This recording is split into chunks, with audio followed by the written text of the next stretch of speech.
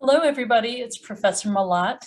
This week, I want to talk to you about what's called the rhetorical situation.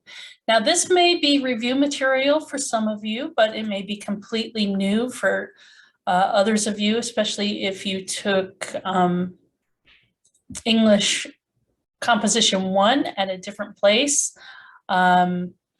So here we have a presentation from the Purdue OWL, and I think this is put together rather nicely.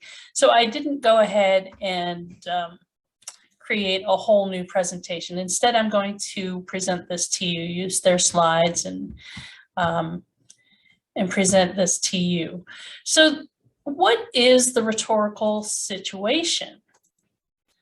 Well, the rhetorical situation is the circumstances surrounding ways in which we communicate.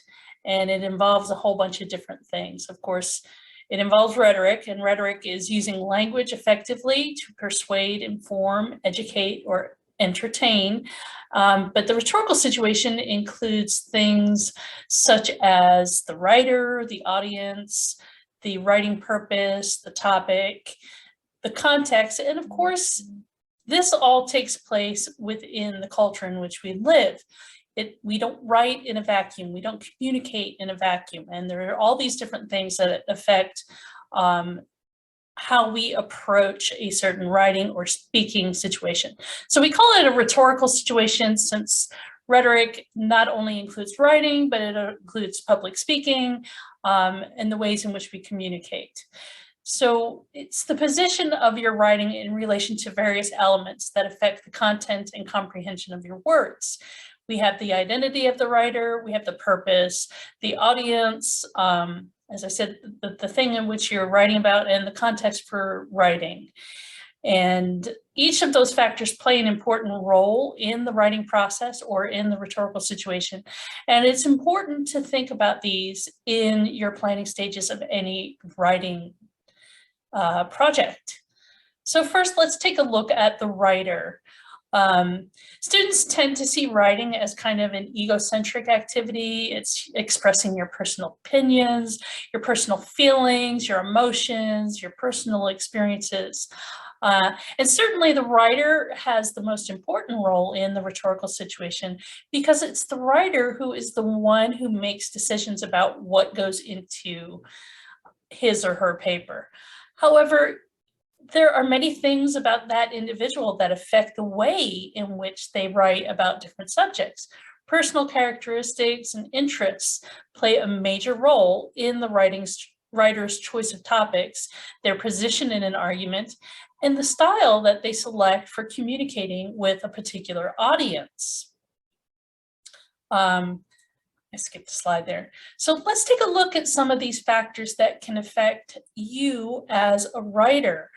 We have things such as your age, your life experiences, your gender, your location, your political beliefs, your parents and peers, the people who surround you, and your education.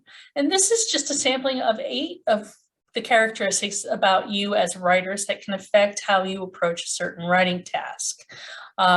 There are, of course, many other factors that may come into play as you approach writing situations. But I want to think about some of these. So, for example, age can play a huge role in how a writer thinks about a topic. If you consider how a 70-year-old would write about the topic of, let's say, retirement benefits, they would have a completely different perspective than someone who's 18 years old, right? They are more personally invested in retirement benefits because they're of retirement age, whereas an 18-year-old might not care very much about that topic. Likewise, experiences can come into play. How could somebody who fought in the Vietnam War write about guerrilla warfare? It might be very different than someone who's never fought in a war because their experience and their perspective are completely different. And once again, gender can come into play, right? How would a woman approach the subject of abortion differently than a man, right? So there are all these different things that come into play that affect how we approach a certain rhetorical situation. So next, let's take a look at purpose. Here in the center, we have my purpose, right? And there are a variety of purposes. And this is just a sampling again.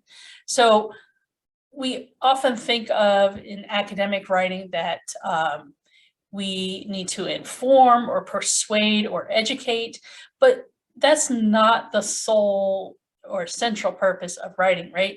In rhetorical situations, in writing and speaking, the way in which we communicate, it's more than just informing. We may want to shock. Again, we may wish to persuade or educate. We may have a call for action, or we may even want to just simply entertain. So, for example, some examples of the purpose to educate: a composition textbook, a medical pamphlet about neonatal care, even a magazine article about the differences between computer virus detectors. Those are all purposes to educate. Likewise, a call to action might include a letter to your senator about carbon emissions, or a letter to the newspaper editor about homelessness in your community.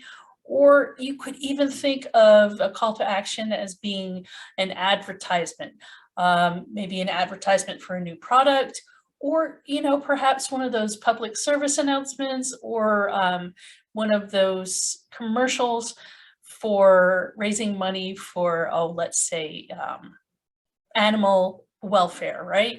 I always think of the advertisement where Sarah McLachlan is singing the song "In the Arms of the Angel," and they show images of all these poor neglected animals. And the purpose there is to have a call for action, to get people emotionally invested that they want to give money to a charity, right?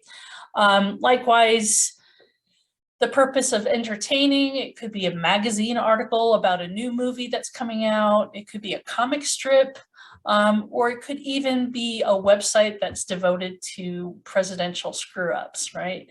There are all sorts of things out there. And that's just a sampling of some of the purposes for certain rhetorical situations.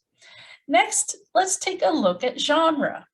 Now, we often think of genre as solely being, we have fiction and we have nonfiction, or, think of it as books. But I want to widen your perspective on genre as including all sorts of writing or all sorts of speaking. It's not just writing. There's also this whole arena of visual genre, right?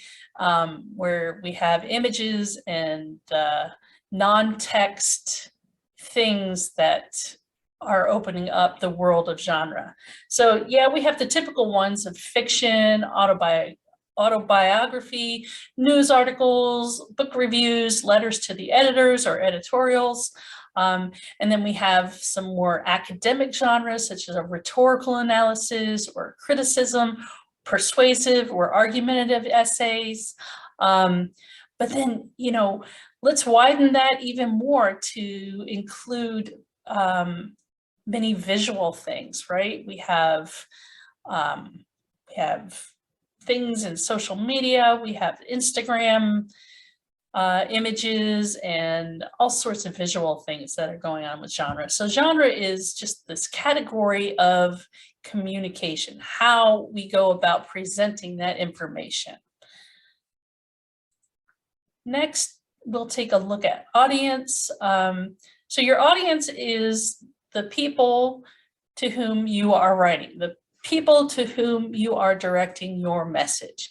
And many of the same factors come into play that affect the writer, also affect the audience. That includes, again, age, social class, education, past experiences, the culture or the subculture in which they are a part of.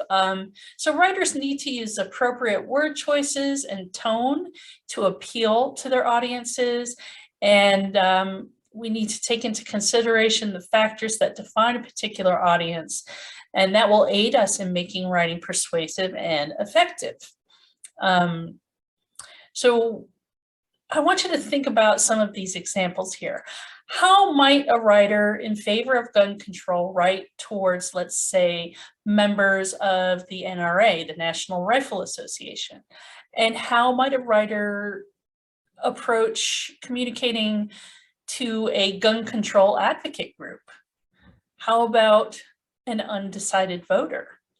The genre and the word choice and the tone, the approach to that writing situation is going to be dictated by that type of audience, right? We have three different types of audiences in this example: people who are in favor of gun control, people who oppose gun control, and somebody who's undecided of how guns should be taken care of in the United States.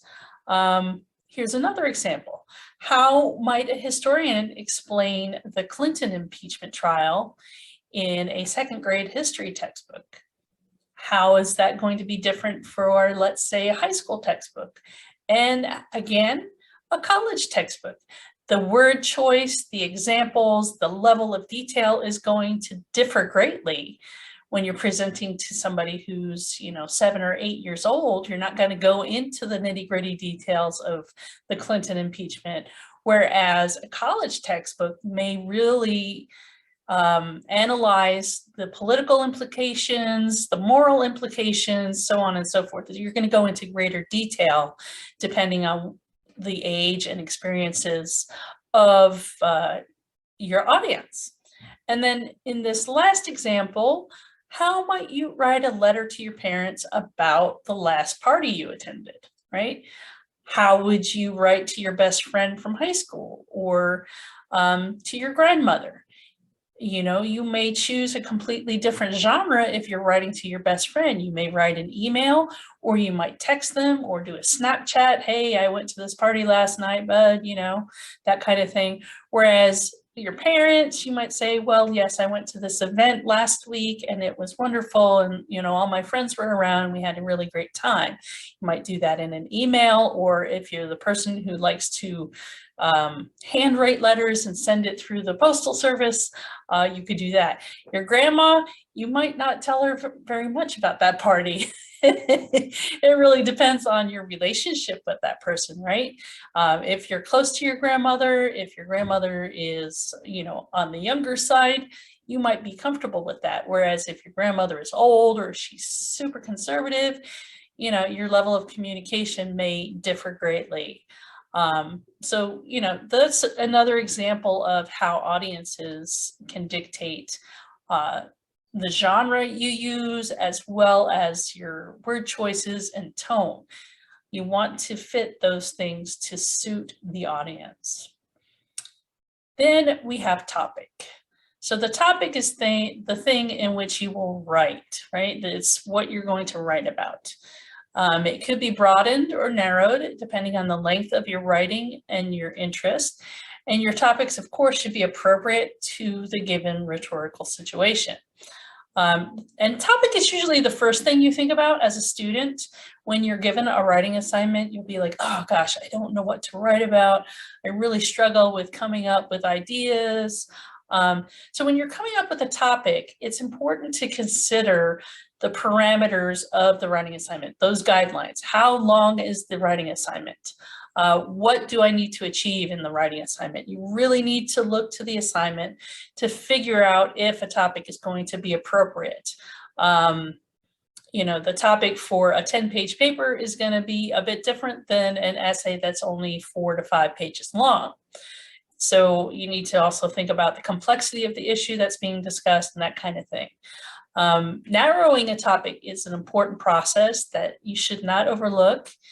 Making a topic more specific and focused can help you as a writer to build a more controlled, comprehensive, and compelling argument. So an example here is the American welfare crisis is probably not a topic that could be adequately covered in a 3-page essay.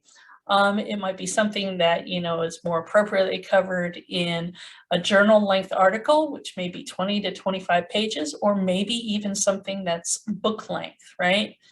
To adequately assess all the various perspectives of the welfare crisis. Conversely, Let's take the example of the need for a new university bike rack or a new college lounge, right? It's not a topic that could be covered well in a 20-page assignment. You can only come up with so many things to say about bike racks or college lounges, right? So that might be more appropriate for a shorter essay, or sometimes, you know, that topic will need to be broadened to fit the requirement of the assignment. If you have a 8 to 10 page paper that you are required to write, you may need to broaden your topic so that you can discuss adequately and do the best job on your paper. All right, so the next thing we are coming to here is context. Context is the quote unquote situation that generates the need for writing. And it's affected by time period or timing. It's affected by location. It's affected by current events. It's also affected by cultural significance. So the topic, purpose, writer, and writing audiences are all affected by current events. They're all affected by location. They're all affected by social customs and cultural changes. So it's important to keep that in mind as you're approaching your writing situation or your rhetorical situation. It's important to consider the goals of the assignment in developing a focus. So for example, 1999 newspaper editorials about school violence were motivated by the school shootings that happened in Littleton, Colorado. And that's going back quite a ways, right? Probably before many of you were even born, but that's an example, right? We saw a lot of news editorials and they were affected by the things that were going on. It was a current event and it had some cultural significance, and you know, it's focused on a certain time period. Articles about Kosovar refugees are written with different purposes in the US than those that are published in the European Union.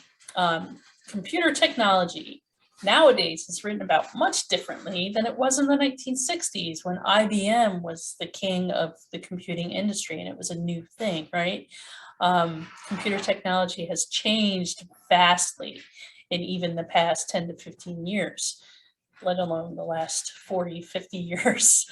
So it's important to keep attuned to the social, the political, and the cultural climate of your audience, and that helps you to produce current and convincing writing.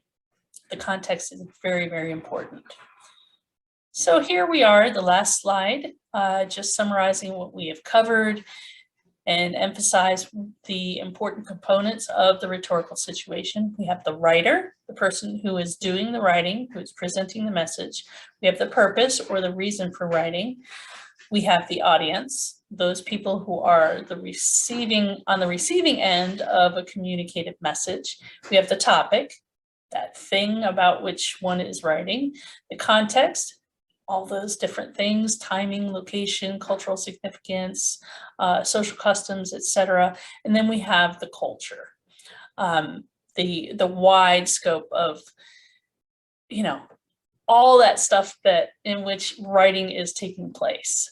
So hopefully this helps you understand the writing situation, the rhetorical situation a little bit more as you start to think about what you want to write about. It's really not too early to think about the various topics that you may want to write about for this first essay unit. So if you have any questions, please don't hesitate to contact me. Thanks. Bye-bye.